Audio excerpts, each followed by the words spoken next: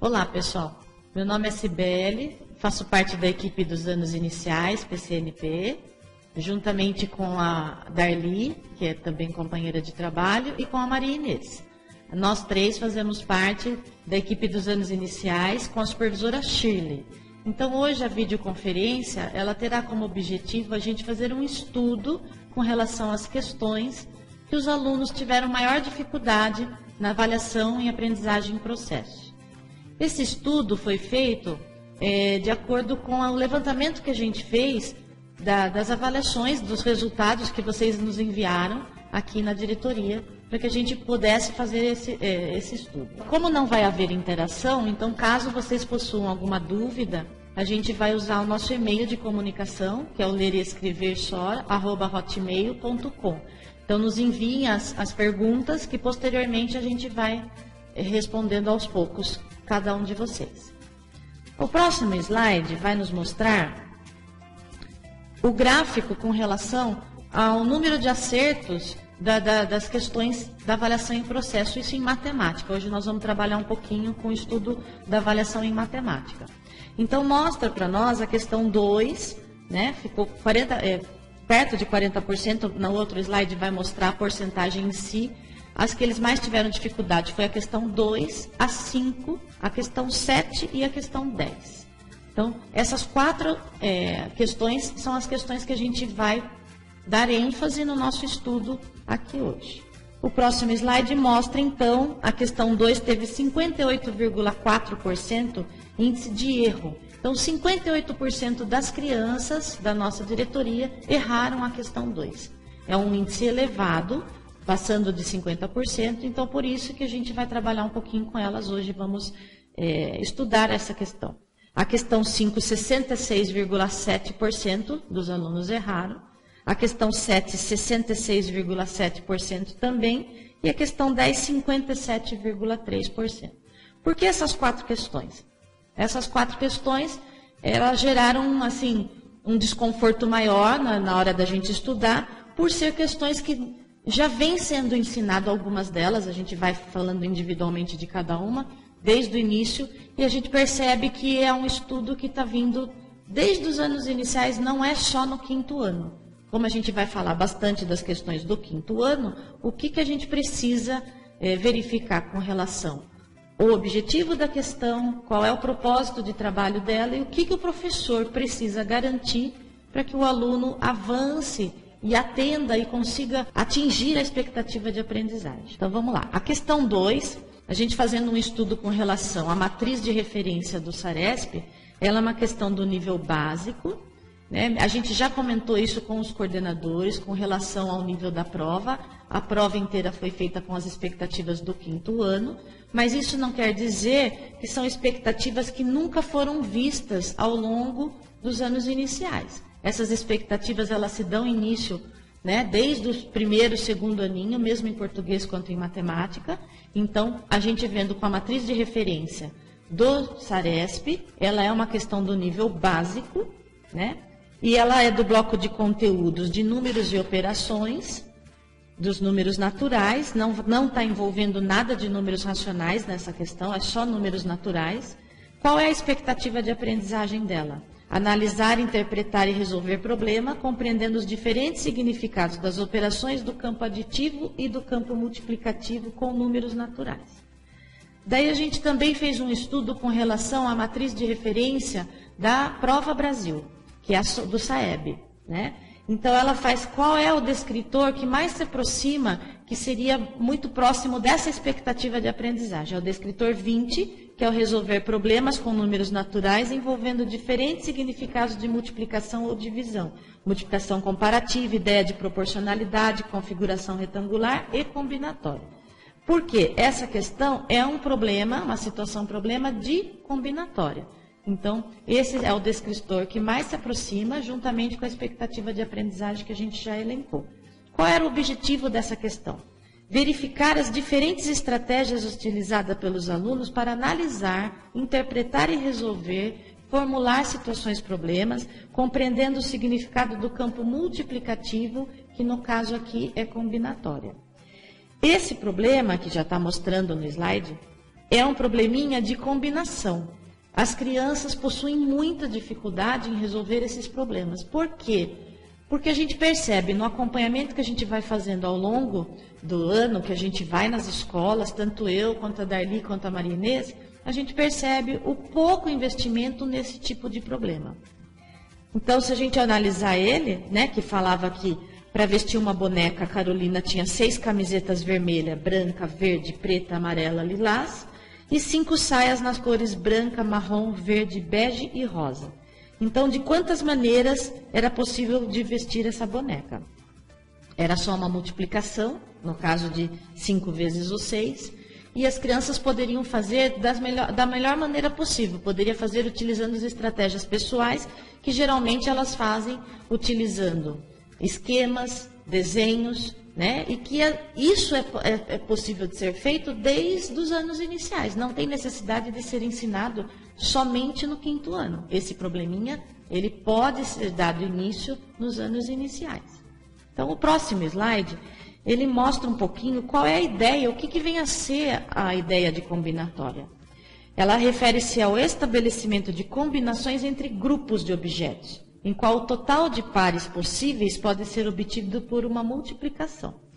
Então, foi feita uma análise dos livros didáticos. Por que a gente está falando dos livros didáticos? Porque isso significa que a gente não precisa necessariamente ficar utilizando somente o guia do EMAI. Vai ter probleminhas de combinatória no guia do EMAI? Sim, vai ter desde os anos iniciais, não é só no 5º ano. Porém, a gente encontra esses problemas nos livros didáticos também.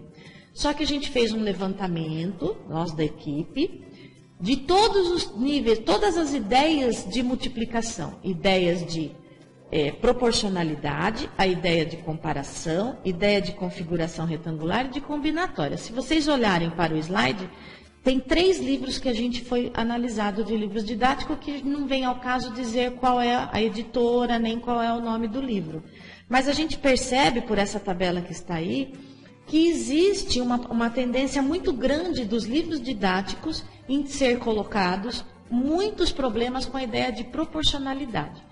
E daí, então, por isso que a gente encontra muito na sala de aula probleminhas de proporcionalidade. Quais são os problemas que ficam a desejar no ensino do campo multiplicativo? Seria o probleminha de configuração retangular, como mostra aí na tabela, e o de combinatória. Alguns livros já estão trazendo de combinatória mais do que o de configuração retangular. Mas, mesmo assim, a ênfase maior continua sendo no problema de proporcionalidade. Então, as crianças, quando vão fazer os probleminhas do campo multiplicativo, eles fazem com maior desenvoltura os problemas de proporcionalidade, tendo uma dificuldade maior nesses de combinatória, porque são poucos explorados, né? No próximo slide, então, a ideia, a gente colocou aqui, porque eu achei importante frisar como as crianças pensam com relação a esse problema, né? Algumas crianças, quando você pede para elas justificar, quando elas utilizam as estratégias pessoais delas, elas justificam que ali só tinha 5 combinações. Por que 5? Se eram 5 saias e 6 camisetas, subentende-se que sobraria uma camiseta. Elas colocam uma saia com uma camiseta, a outra saia com a outra camiseta, e fica sobrando uma camiseta. Então, como é que a gente faz a criança perceber que com uma saia eles podem utilizar as 6 camisetas? Que com a segunda saia eles podem utilizar as outras 6 camisetas?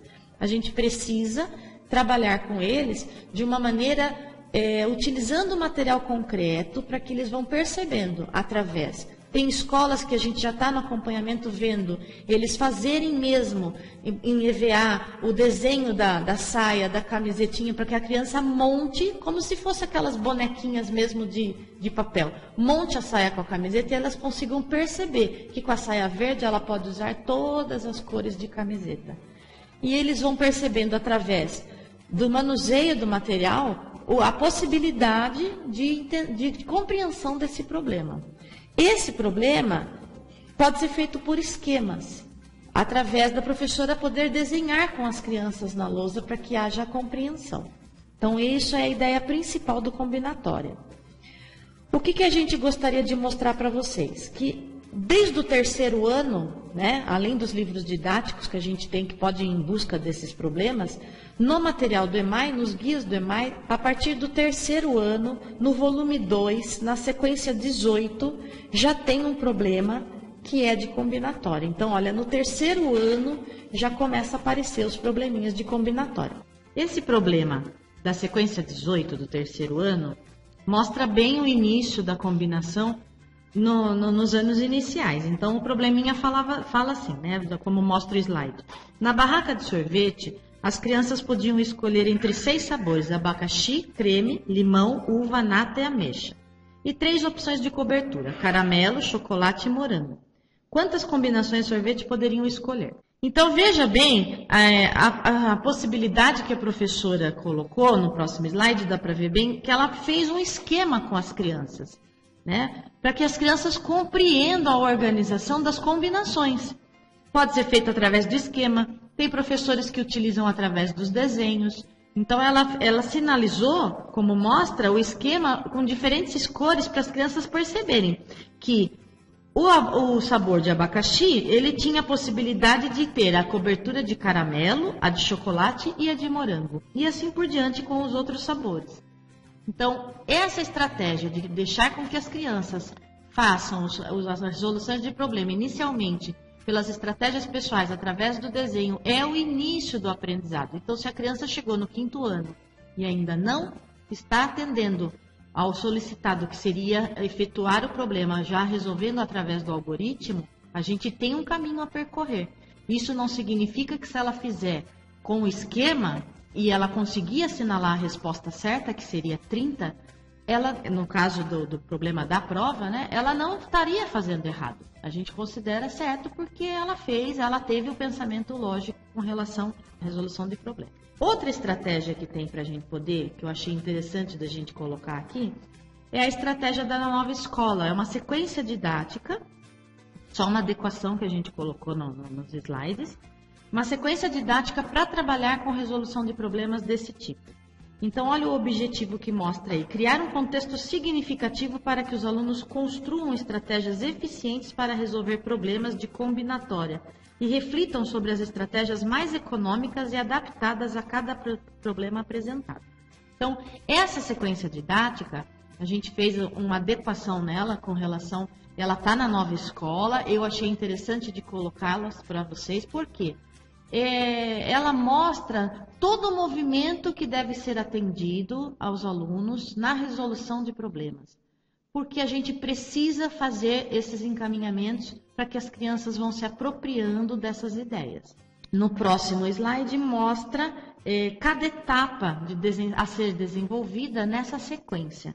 Então, a primeira etapa, o que é? Ela sugere um problema para as crianças. A mãe de Luiz comprou 3 tipos de pães no supermercado: de forma, bisnaguinha e pão integral.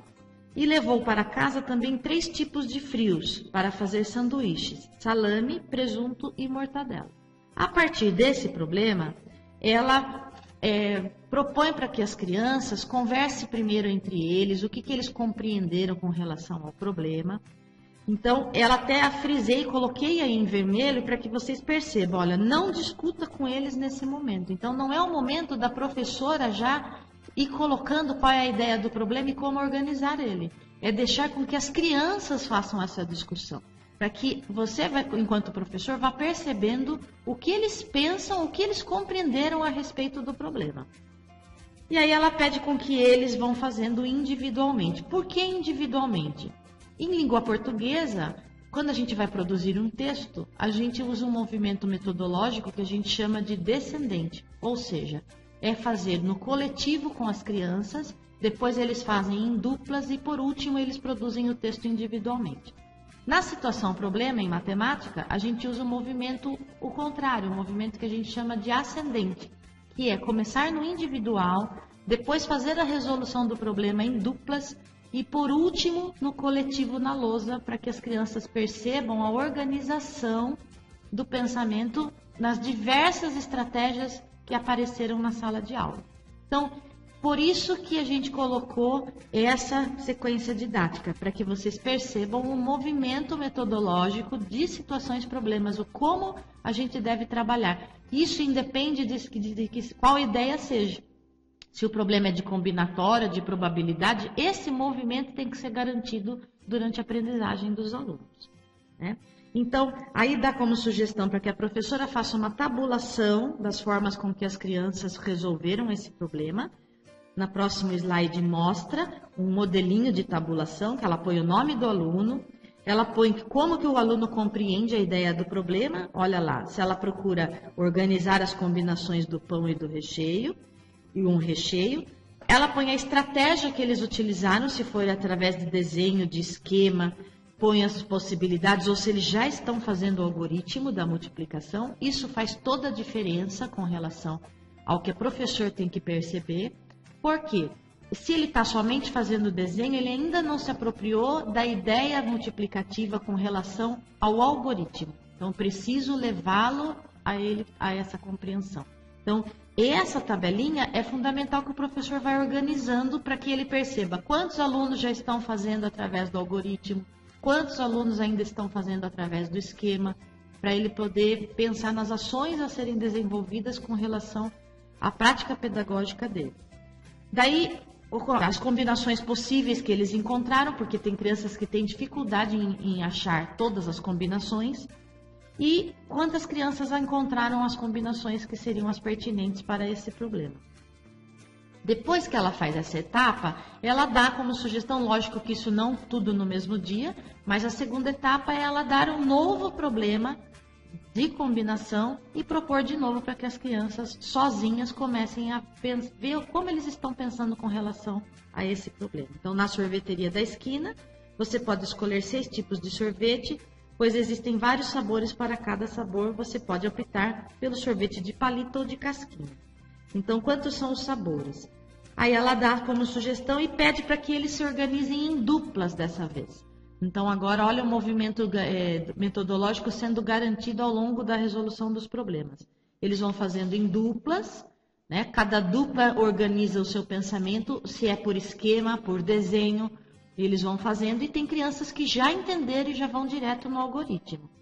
E ela faz o levantamento novamente, colocando na tabelinha dela o raciocínio que as crianças fizeram. E com isso ela vai vendo o grau de dificuldade que as crianças vão tendo, quem que já se apropriou do algoritmo, quem que ainda está fazendo através do esquema.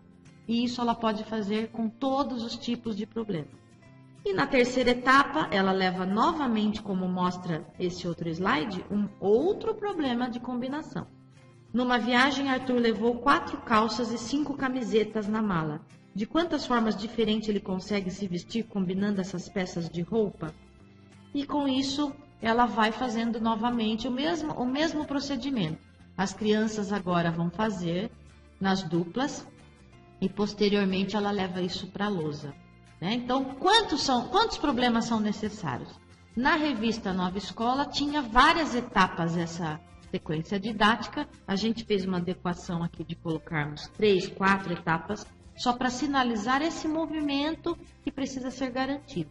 A quantidade de etapas e de resoluções de problemas que a professora vai passar vai depender do andamento da sala de aula, vai depender da quantidade necessária para que eles se apropriem dessa expectativa e aprendam a resolver os problemas de combinação.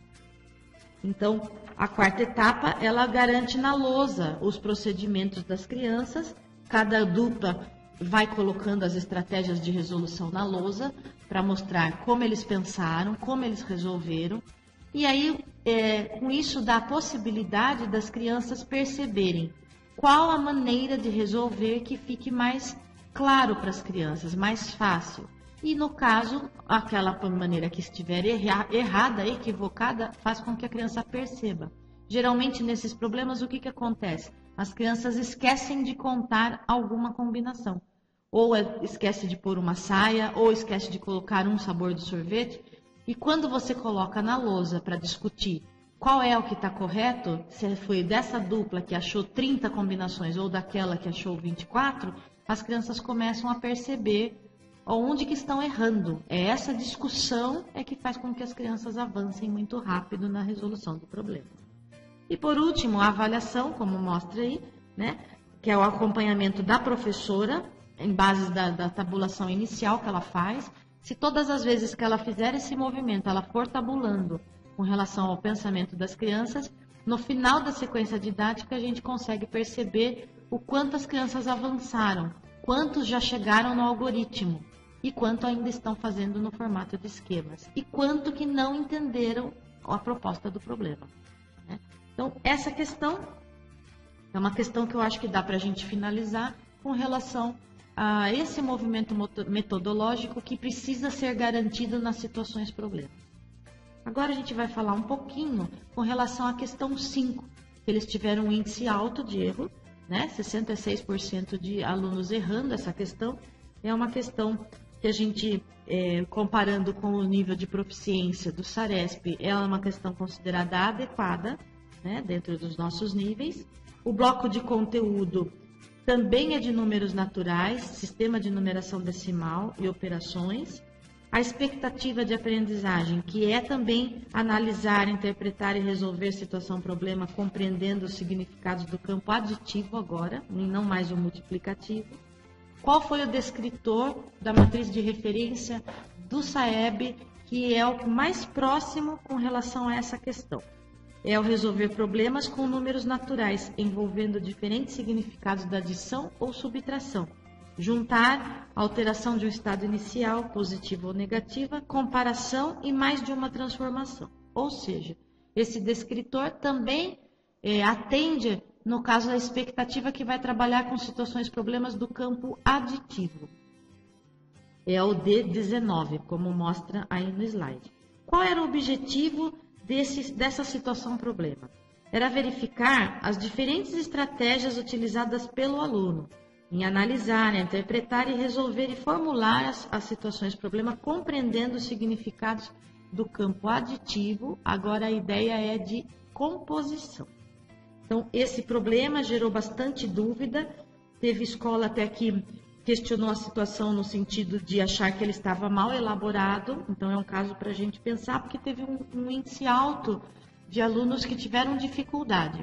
Algumas escolas que a gente participou, conversou com o coordenador, verificou-se que não, que eles compreenderam, mas tiveram dificuldade em resolver a ideia do problema mesmo.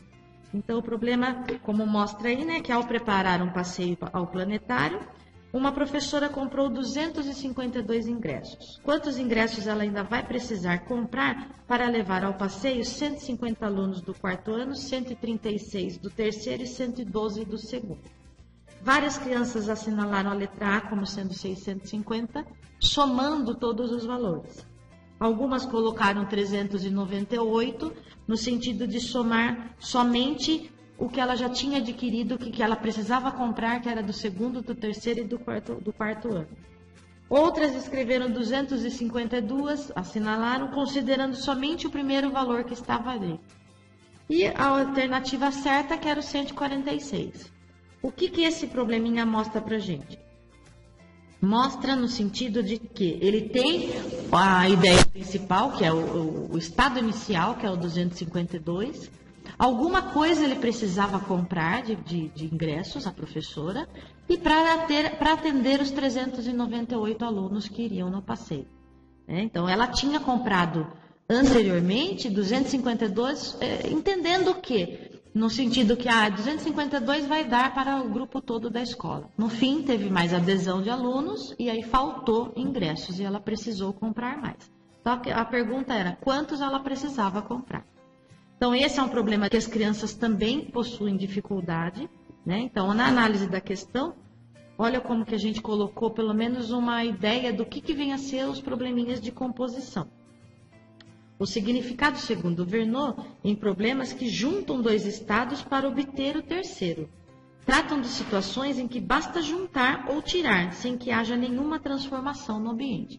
Por que não vai haver nenhuma transformação no ambiente? Porque os 252 ingressos que ela já havia comprado não vai mudar. Ela já comprou aqueles 252. Então, ela precisa comprar mais para atender os 398 alunos. Mas esse estado inicial, que é o 252, não está havendo a mudança.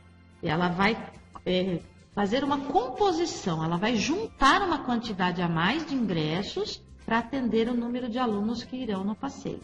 Tem um exemplo que o que a gente precisa garantir nos problemas de composição. Existem 3 maneiras de trabalhar os problemas de composição. É mantendo o estado inicial para a criança descobrir, ou o estado que a gente chama de segundo estado, que seria o termo do meio para a criança descobrir, ou o estado final. Esse problema era o termo do meio que estava precisando descobrir, mas não vou ficar trabalhando com a criança somente a investigação delas descobrirem o estado do meio.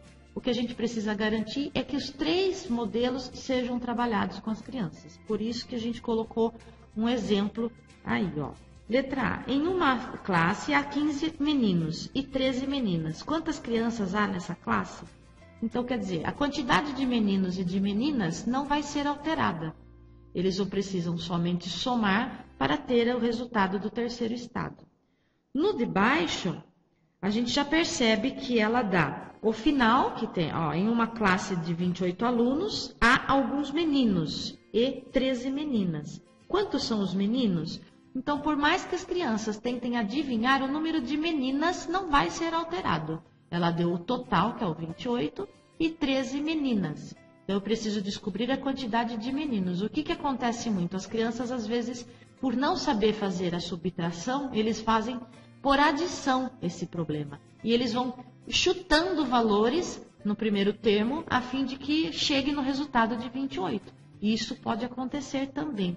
Então, eles ficam, às vezes, perguntando, é de mais ou de menos? Por isso que ele é um problema do campo aditivo, porque pode ser resolvido com a soma e pode ser resolvido com a subtração. O natural que as crianças costumam fazer é mais pela subtração. Mas quando a criança não percebe a organização de como pegar o total e tirar o termo que você tem, o que eles costumam fazer? Eles costumam ou complementar o valor, tem 13 meninas, eles complementam para chegar nos 28 e chegam no valor que são 15 meninos. Então, isso é uma possibilidade também, juntando a quantidade de crianças que tem aí. E o terceiro exemplo é quando falta o segundo estado. Né? Ele fala que em uma classe tem 28 alunos, dá o estado final, e 15 são meninos. Quantas são as meninas? Então, o estado final, que é 28 alunos, não será mudado, a quantidade está posta ali. Por mais que eu acrescente a quantidade dos meninos, já tenho que o total da sala é 28. E a das meninas também não vai mudar. Né? Os meninos é 15, então eu preciso descobrir o das meninas. E não está sendo alterado, porque há uma grande confusão na rede de confundir o problema de composição com o de transformação, achando que esse valor inicial, que é o de 15 meninos, está sendo alterado porque a gente está juntando a quantidade de meninas. Então, esse valor não está sendo alterado. A quantidade de meninos permanece sendo 15. O que eu vou acrescentar é a quantidade de meninas. Por isso que o problema é de composição. Eu estou compondo a quantidade de alunos da sala. Então, esse é um lembrete que a gente gostaria de ter colocado. Por quê? Para mostrar, sinalizar para a professora que ela tem que colocar a incógnita em diversas posições. E não só ficar falando para os alunos, colocando exemplo de problemas exatamente igual da prova. Ela tem que perceber que precisa ser mudada a incógnita de lugar para que a criança compreenda os problemas de composição. E não precisa ser falado em nenhum momento para a criança que o problema é de composição. Precisa ficar claro para a professora que ela precisa diversificar a quantidade de problemas, as ideias dos problemas a serem trabalhadas. Isso não significa que precisa falar para o aluno, olha, vamos resolver o problema de composição? Vamos resolver o de transformação? Não há necessidade disso, mesmo porque nas avaliações externas e nas internas não é cobrado isso do aluno. Resolva o problema de transformação. Não vem esse questionamento para as crianças. Simplesmente está escrito que é para eles resolverem a situação problema. Então, a gente precisa deixar claro para o professor a quantidade de ideias que precisa ser trabalhada. Aonde que a gente começa a achar nesses probleminhas de composição no nosso material? Além dos livros didáticos, que a gente encontra muito, no segundo ano, como mostra nesse slide, já no volume 1, na sequência 10, já tem lá na atividade 10.1 problemas de composição. Então, já está copiado aí, são 3 problemas, e onde o material vai diversificando a incógnita de lugar, exatamente no exemplo anterior como foi passado. Então, olha só a comanda que vem no nosso material. São propostos 3 problemas do campo aditivo envolvendo o significado de composição. Em relação a problemas do campo conceitual aditivo, estão associados os significados de composição, comparação e transformação. Nos primeiros problemas são apresentadas as partes para formar o todo, enquanto que no terceiro são apresentado o todo e uma das partes sendo solicitada. Então, ou seja, está sendo pedido a incógnita em outros lugares que não no mesmo. Então, essa é a ideia de composição, diversificar o local da incógnita do problema, né? Então, aí já tem 3 modelinhos. João tem 16 tampinhas azuis e Pedro 15 verdes. Quantas tampinhas tem os 2 meninos juntos? Então, está pedindo o estado final. O segundo, João pegou 18 tampinhas vermelhas na caixa e Pedro 14 tampinhas brancas. Quantas tampinhas os 2 pegaram? O estado final. João tem 13 tampinhas brancas e Pedro tem algumas pretas. Quantos juntos eles possuem? 35. Quantas tampinhas tem Pedro? Então já não é mais o estado final. O estado final é 35, está pedindo a relação do segundo estado, que seria a quantidade de tampinhas de Pedro. Então está diversificando o lugar da incógnita, e isso é importante. Nosso material do segundo ano já começa a ser introduzido esses problemas. Isso significa que no primeiro ano não pode ser trabalhado? Pode ser trabalhado também. As crianças no primeiro ano, elas começam a colocar as ideias através de desenho. Desenham os peixinhos e vão riscando para ver o quanto falta, o quanto precisa acrescentar. E assim elas vão se apropriando da ideia. O que precisa ficar claro é que esse problema caiu no 5º ano e que as crianças ainda não estão conseguindo resolver. Então, sinaliza para a gente novamente que como os livros didáticos possuem muitos problemas, que às vezes ficam trazendo somente numa das ideias, as outras ideias acabam sendo menos trabalhadas em sala de aula. Então, precisa ficar claro para o professor a necessidade de investimento em todas as ideias, tanto do campo aditivo quanto do campo multiplicativo. Aí a gente colocou no final aqui uma lâmina especificamente com relação à resolução de problemas, que é do autor Jorge Collier. Esse autor, ele fala todas as etapas com relação à resolução de problemas. Aonde que essas etapas também são garantidas? Na revista Nova Escola, nos vídeos da Nova Escola também mostra que precisa ser garantida essas etapas. Ele fala que são 4 etapas para a resolução de problemas. Compreender o problema, conceber um plano de resolução, executar esse plano e refletir sobre o trabalho realizado. Então, quando a gente fala em compreender o problema, é deixar com que as crianças, no início, pensem sozinhas primeiro, para que a gente perceba a maneira como elas compreenderam o problema.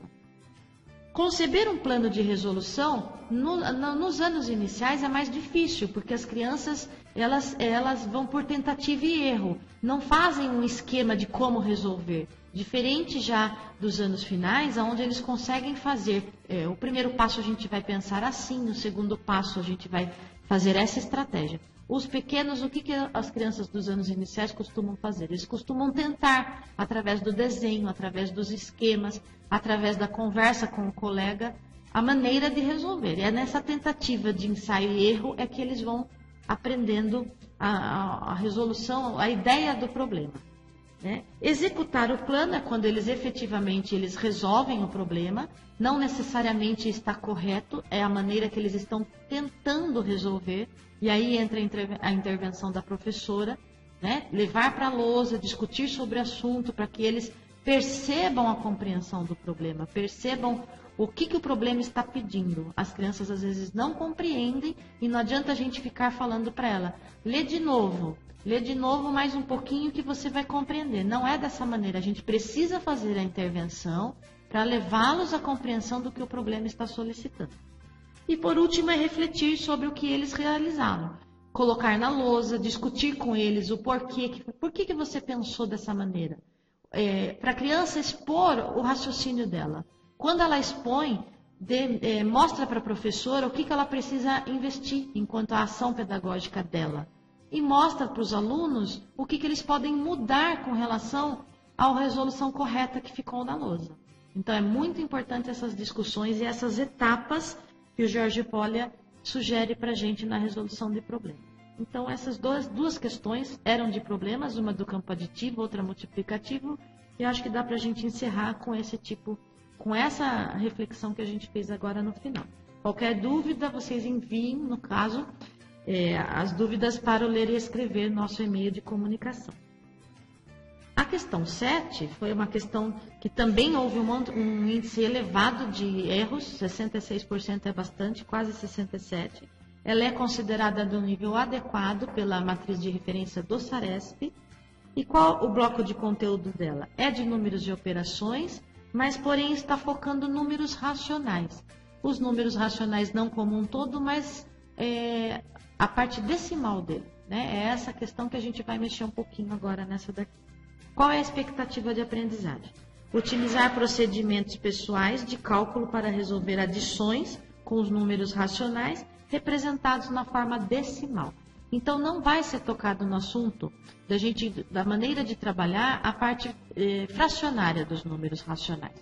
Nós vamos falar um pouquinho na parte decimal, porque para não se estender muito a videoconferência. E utilizar também a parte do sistema monetário. Qual era o descritor que mais se aproxima com relação a essa questão 7? É o descritor 23, onde fala assim: resolver problema utilizando a escrita decimal de cédulas e moedas do sistema monetário brasileiro. Era esse questionamento dessa questão. Qual era o objetivo dessa questão? Verificar o conhecimento dos alunos na resolução de situação-problema utilizando os procedimentos pessoais de cálculo para resolver adições com números racionais representados na forma decimal. Esse problema gerou um pouco de dúvida com relação até à figura que a prova trouxe, né, que a avaliação nos mostra, porque falava assim: Marcelo foi à feira e quer comprar 1,5 kg de cenoura. Para isso ele vai gastar. E aí tem as alternativas. As figuras que está mostrando aí, várias escolas questionaram, e a gente concordou com isso. Ela não está sinalizando que no caso da cenoura, 3,20, ou do pimentão, ou do chuchu, está marcado que esse valor é o valor do quilo do alimento. No nosso material do Ler e Escrever, do EMAI, né, e até nos livros didáticos, quando a gente vê, quando pede para a criança calcular 1,5 kg, geralmente na plaquinha mostra que esse valor de 3,20 é o valor do quilo. Isso está subentendido aqui, mostrando que 3,20, que é o valor em real, é o valor de 1 kg de cenoura. Teve crianças que tiveram bastante dificuldade com relação a isso. Né? Então, as crianças deveriam saber a metade de 3,20, que seria 1,60, somar com o 3,20 para daí achar o resultado da resposta correta, que seria 4,80. Né? Então, o que a gente pode fazer como uma reflexão com relação a esses números racionais na representação decimal?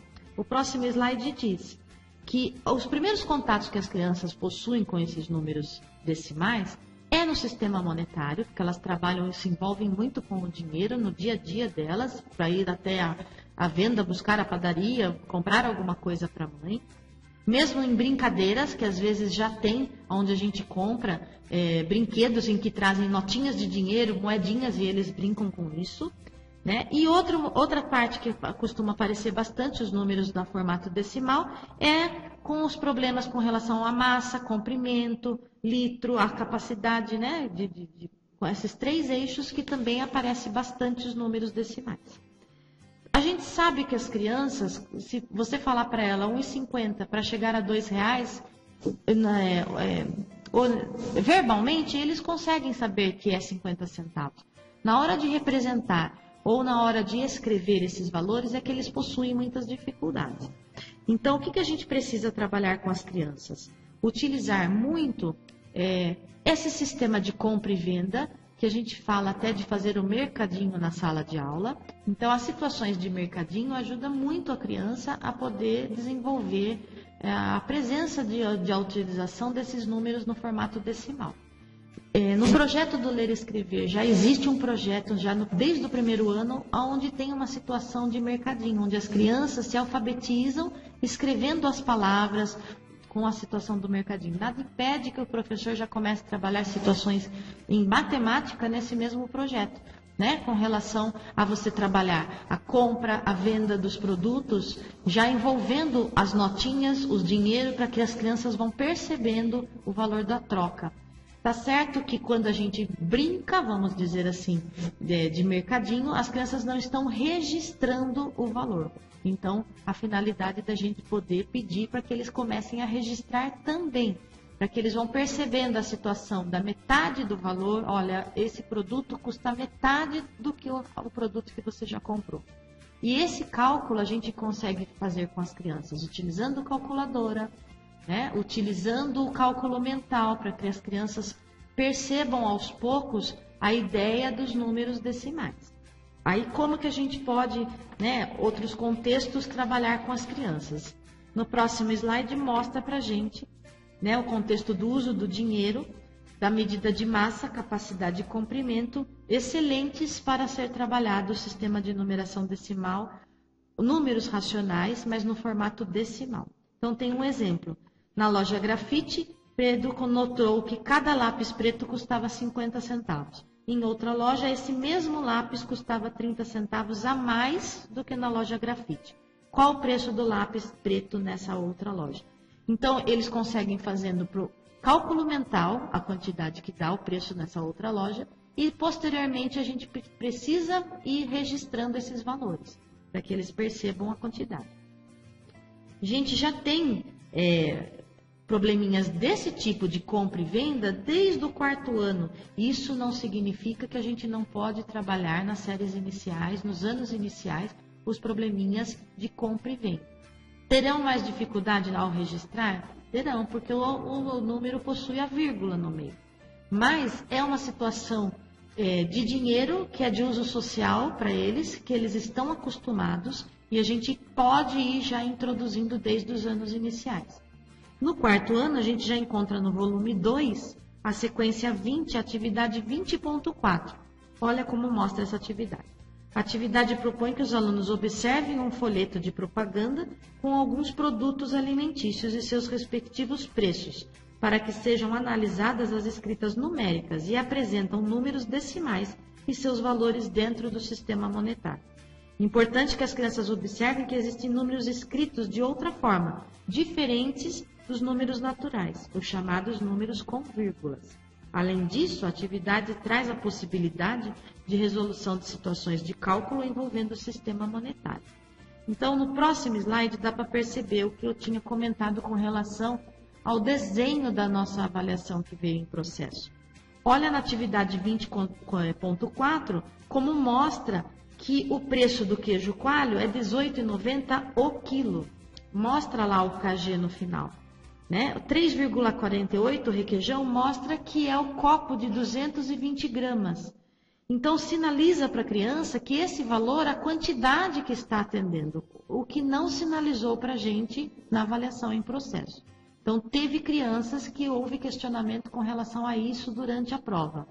Na atividade do EMAI já mostra bem certinho com relação ao preço da salsicha, a bandeja de iogurte, quantas unidades tinha a bandeja. Então, conforme vai tendo os questionamentos, fica mais claro para a criança perceber as perguntas que estão sendo feitas. Por exemplo, a letra C. Qual o preço do quilo da salsicha? Mostra que é R$ 5,68 e fala lá o valor dela, a granel, o quilo. Então, há possibilidade de pesar, fica mais claro para a criança.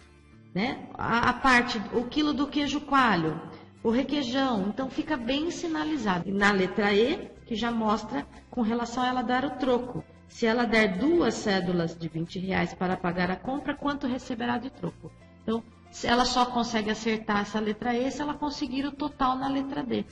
Então, é fundamental que a criança, às vezes, não consiga registrar ainda, mas manusear as de dinheiro, que é lógico que existe no nosso material, nos livros didáticos, aquelas cédulas que a gente usa para brincar, para fazer a situação parecer verdadeira. É lógico que não é para trazer o dinheiro verdadeiro, mas sim poder dar essas notas para as crianças para que elas façam a compra que está sugerindo aqui na atividade. E quando elas manuseiam esse dinheiro, elas conseguem fazer o troco mais fácil. E aí a gente vai para o processo de fazer o registro, porque elas já compreenderam o que está sendo solicitado.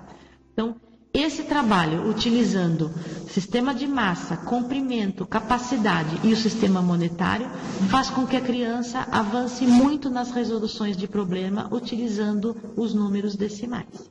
Né?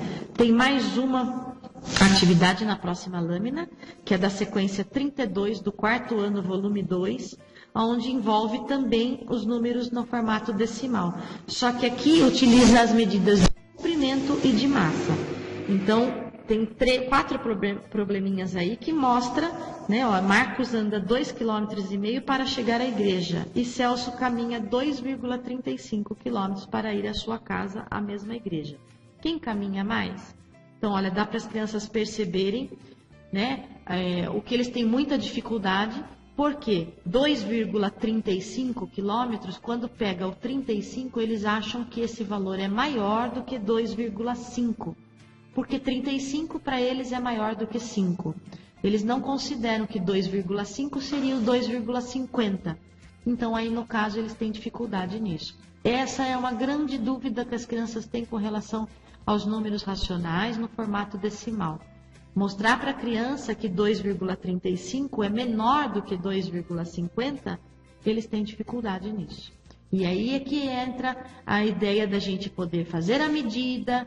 Se a professora acha que o classe está com muita dificuldade, se transformar esse problema utilizando o centímetro, 2,35 km é difícil dela medir e mostrar para as crianças, mas 2,35 colocando em centímetros, tem possibilidade deles perceberem a diferença de um e do outro. Então, esses ajustes a professora poderá fazer para que as crianças levarem eles à compreensão. Né? Então, é muito importante que esses três eixos sejam trabalhados. Né? O sistema de medidas, o sistema de comprimento, o sistema de massa, capacidade, né? Que seja trabalhada essas medidas com eles, e o sistema monetário, para que a criança desenvolva essa expectativa de aprendizagem, que é trabalhar com os números racionais no formato decimal. Outra sugestão que a gente pode utilizar com as crianças, tem na plataforma do Currículo Mais, no próximo slide está mostrando, já foi colocado um link, esse aqui é um jogo, né, que chama-se Números Decimais Iguais ou Não? E é uma maneira diversificada de trabalhar um pouquinho os números decimais. Esse jogo ele propõe a comparação dos números. Justamente essa comparação que a gente acabou de falar, de 2,35, 2,50, onde eu coloco a vírgula, se o número fica maior, se o número fica menor. Esse jogo proporciona isso. Então, aí só tem a frente do jogo, justamente para vocês perceberem, né? Como que esse jogo funciona. Existem umas plaquinhas embaixo, 0,5 e 0,50. Pergunta se o número decimal é igual ou se é diferente. E se ele tentar encaixar na gavetinha do diferente, fica uma luzinha vermelha sinalizando de que esse número é um número igual.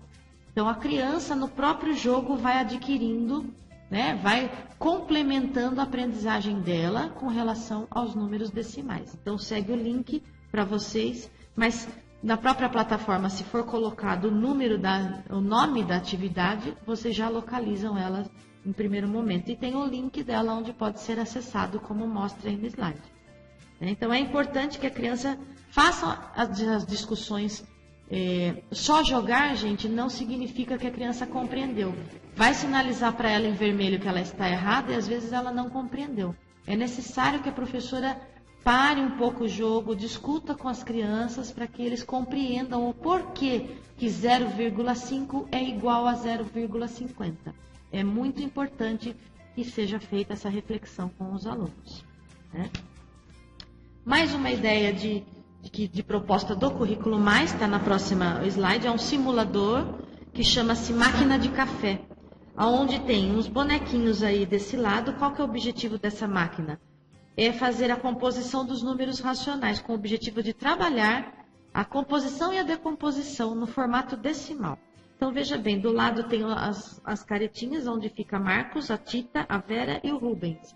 Conforme você clica na imagem do bonequinho, aparece o que ele quer tomar. Se é um café expresso, se é um café carioca, que café que ele quer. E aí a criança tem que clicar em cima da moeda e levar até o espaço onde mostra, em cima da máquina do copinho ali, a moeda que ela tem que encaixar no vão ali da máquina. Então, se o Marcos quer tomar um café expresso, ele tem que colocar uma moeda de R$1 e uma de 50, ou ele pode pôr duas de 50 e o restante de 25, e aí ele faz a organização das trocas, o que ele pode utilizar. O que esse jogo mostra?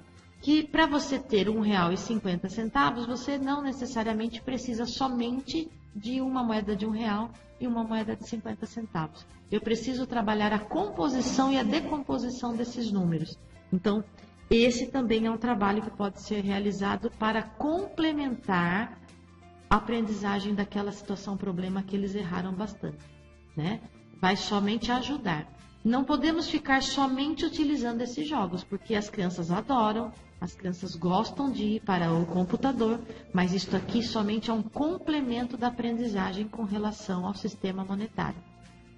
Então, essa questão fica encerrada com essas ideias. Lógico que tem mais coisas que a gente pode até pesquisar, mas assim, só algumas situações da onde vocês podem encontrar para desenvolver essa expectativa de aprendizagem.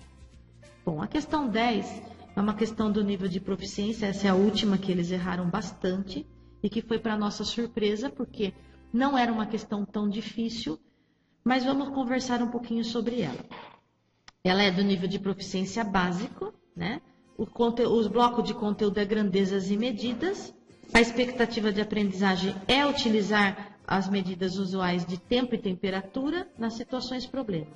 O descritor que a gente consegue verificar fazendo a matriz da prova Brasil do SAEB é o descritor 14, que é identificar a localização de números naturais na reta numérica, porque o termômetro não deixa de ser uma reta numérica. Qual era o objetivo? Verificar o conhecimento dos alunos na utilização das unidades usuais de tempo e temperatura em situações problema. Então, a figura mostra um termômetro, né, mostrando a temperatura de alguns lugares do Brasil, Salvador, Rio de Janeiro, São Paulo, Curitiba, Gramado e São Joaquim. E a pergunta é, quais as temperaturas registradas em São Paulo e Rio de Janeiro, respectivamente?